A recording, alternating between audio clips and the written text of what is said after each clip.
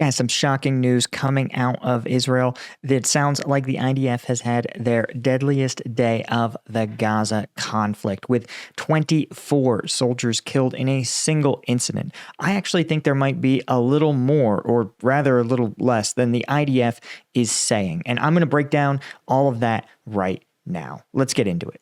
Okay, so this is the overall story, right? 24 soldiers killed in what they're calling the deadliest day in the Gaza conflict. And the general outline of what the IDF has released so far is that these soldiers, 21 reservists, were removing structures and what they call terrorist infrastructure, which seems to be a blanket term for all infrastructure, since, again, Hamas is the governing body of the Gaza Strip, and Hamas has been designated by the IDF as a terrorist organization. So, and based on the videos I've seen, it sounds like terrorist infrastructure is a really broad category. The IDF said a rocket-propelled grenade was fired towards a tank protecting the unit, and the two-story building they were in collapsed following an explosion, which was likely caused by explosives that had been laid by the Israeli troops, the IDF said. There were also 2 soldiers in the tank that were killed, and most of the Israeli forces killed were in or near the buildings. So what kind of is the real story here? Well, what it sounds like has happened, that the IDF... So here's the thing. Firing a rocket at a tank is not going to set off other explosives. Unless that tank is like sitting on top of it, or the tank somehow cooks off, it'd be really hard to set up controlled demolition type explosives. To me, there's a larger question of why these soldiers were all in the building when it was rigged to explode and detonate like that. And this is one of the things that's been sort of strange about this whole conflict, is that the IDF troops have been systematically destroying entire buildings within Gaza, ostensibly so that Hamas can no longer use them for cover concealment. And of course, if you've followed any of my Ukraine war coverage, you know that destroying a building does not preclude it from being used as cover or concealment by light infantry forces. But nonetheless, that seems to be the IDF policy here. And it sounds like these reservists were likely combat engineers rigging this building to collapse while being covered by this tank. But the biggest disconnect here is how a tank being hit with an RPG led to the building's detonation.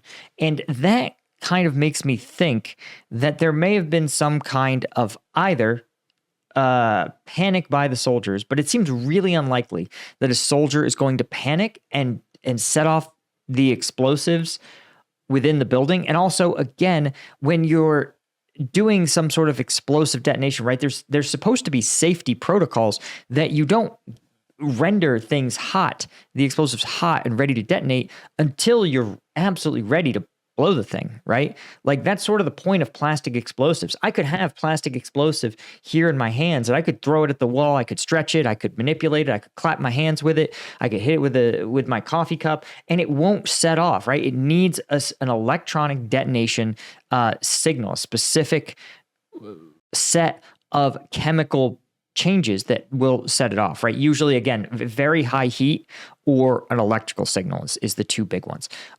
In fact, modern plastic explosives are so stable that you can actually peel off a little bit, light it on fire, and it will just cook slowly. It'll like warm a tin of food. It won't become unstable enough to actually explode, right? So all of this sounds really bizarre to me.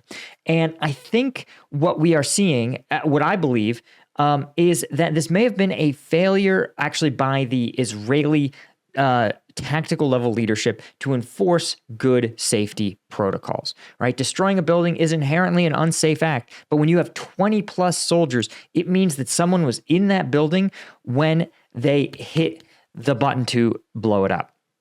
Again, was it someone who was outside who didn't know that reservists had entered the building? Was it a building rigged for demolition, right? The reservists take fire, they say, get to cover, and they dive into the building on, say, the backside, and on the front side, a combat engineer who's ready to blow this building sets it off.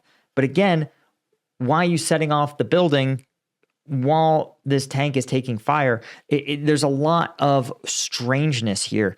But what I think ultimately we're seeing in this story is a lack of safety protocols. And here's the thing, guys. If you get on like TikTok and there's a couple of accounts, you see Israeli soldiers are not operating with the level of discipline that we usually see from like US active duty soldiers in Iraq and Afghanistan, right? You see them, for example, shooting haphazardly into walls with their rifles. And I would guess and say that they want some cool footage of them shooting a rifle in combat, but of course, no soldier is going to, or I shouldn't say no, soldiers will always surprise you. Few soldiers are going to pull out their cameras for some sick shots while they're in an actual firefight, right? So, okay, sure. But don't shoot randomly into buildings in an urban area. You don't know what's on the other side. But this seems to just be the norm for the IDF to just really operate with a way more liberal set of rules around engagements. And there's also just like so often you're seeing the IDF destroy building after building and just sort of do so in what feels to me as a haphazard way. And the reason I say this, right, for example, we oftentimes would encounter IEDs that hadn't yet exploded.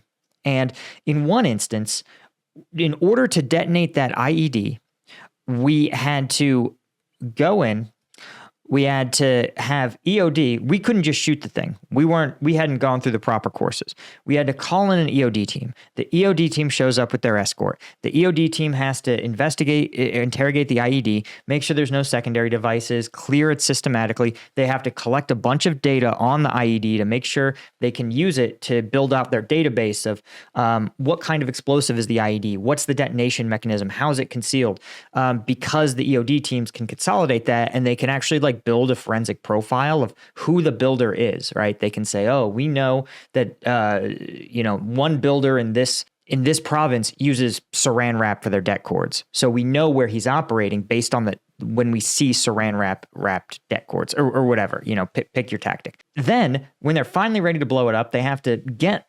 their plastic explosive next to it as much as possible. By the way, we've usually at this point been out 6 to 8 hours. Is sitting on an IED doing nothing but waiting for someone to come find us.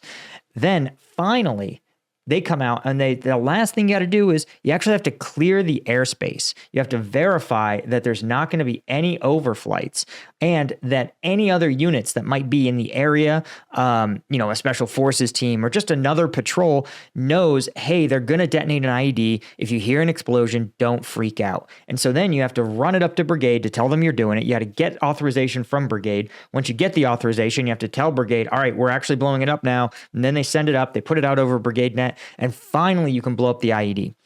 And that is for one IED in a field, right? Or it was actually on a footpath on the way to a village that we were pretty sure the village was growing poppy. Like it was a defensive IED. But that is how complex and that's mid-war, by the way, guys. That's like 2010. Right. So things got even more bureaucratic and insane in the late war, from what I've heard.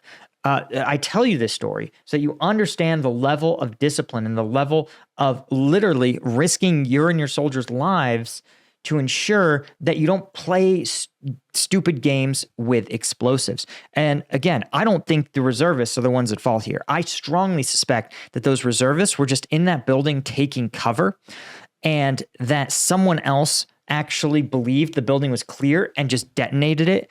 But again, to sit there and detonate these high explosives on a whim or because you saw a tank get shot is just a real worrying lack of discipline.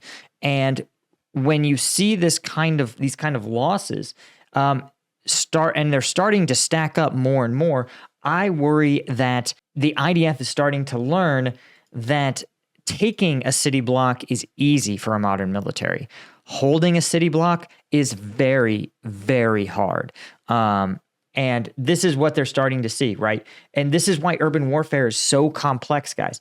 So to sit there and say, oh, well, it's not a real loss because it's not a because it wasn't a hostile fire, I think dismisses the fact that when you have urban operations where dozens of different units with different missions are all operating in the same 1 mile radius, the risk of these incidents increase exponentially, right? Any one of those units doing any type of operations, destroying a building, clearing a house, escorting a VIP, handing out food aid, all of those different missions are all taking place together. They all have opportunities to create confusion, chaos, and in this case, casualties. And I want to point this out that the IDF is a fraction of the size of the U.S. military, but this day actually puts it pretty close to the most dangerous day in the entire global war on terror, which as far as I could tell, and let me know in the comments if it was actually worse, if there's a worse single day casualty number, but it sounds like actually just about 19 years ago to the day, Marine helicopter crashed in a sandstorm in the western desert of Iraq, killing 30 Marines and a sailor. That same day, another 6 U.S. soldiers died of combat actions for a total of 37 deaths in a single day. So I say that because the other thing I want to point out is that was the second highest toll. The highest daily toll was actually 28 service members killed during the initial invasion into Baghdad, right?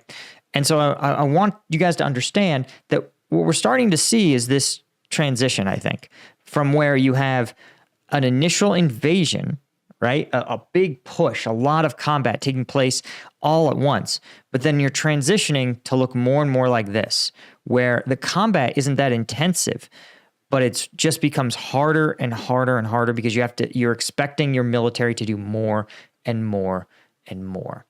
Anyway, guys, that is really all I had for you. If you want access to uncensored combat footage from this conflict, Ukraine, and other conflicts around the world, I can't show it to you on YouTube. That appears on combatvetnews.com. My premium site functions just like a Patreon. Thanks to the dozens of members. Oops, there you go. I got it. If you want to become a member, you can get any one of these tiers will get you access to the twice a week analysis and uncensored combat footage. Of course, a huge thank you to all of our Colonel tier members, all of our Lieutenant tier members. I really couldn't do this without you guys. You guys make this whole thing possible. Hit like and subscribe, and I'll see you in the next one. Cheers.